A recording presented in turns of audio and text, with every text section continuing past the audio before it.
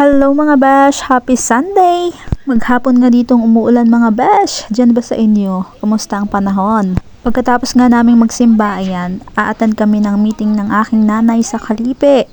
Silinggan na na. Hello mga besh! Watutuhin ko. Hello! Sabay! Watutuhin ko. Hello mga besh!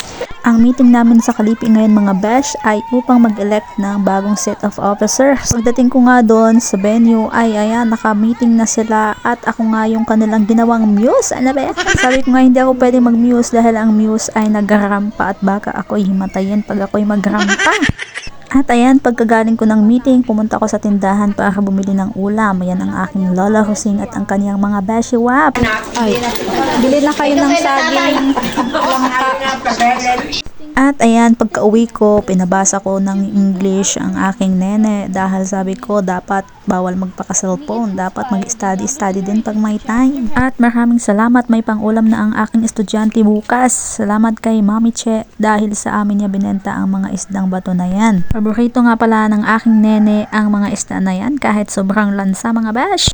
So kahit umaambon nga, ayan, nilinis ko na ang isda para malagay sa ref mga bash. Sana lang talaga hindi ako magkalagnat dahil wala namang mag-aalaga sa akin kung magkalagnat ako mga bash. At nung before magtanghali mga bash, pumunta kami sa bayan dahil nga kami makikilibing kay Lola Eday. Alas 2 pa naman ang misa mga bash, kaya ayan, naghintay muna kami sa bleacher kasama yung ibang taga-Wayawan. So habang naghihintay nga kami yan, umulan na talaga ng malakas mga besh. So nagpapasalamat nga kami dahil kahit umuulan, maraming nagkaramay sa libing ni Lola Eday. At ayan na nga, bago kami umuwi, nagaya muna ang aking nene sa pier para mag-milk tea at mag-fries. Dahil naka-perfect nga siya sa dalawang subject sa summative exam, ayan, she deserve it daw.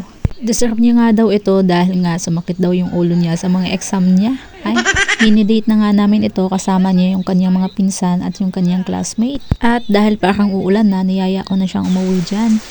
At tingnan niyo naman mga besh, naabutan na nga kami ng ulan sa barangay na Sunugan. Malapit na kami sa aming barangay dyan. Mabe ang lakas ng ulan. Isang basa na talaga. Basa na ang besin nyo. OMG! Nang ulan, mga besh. Mga loha ko na yata ito.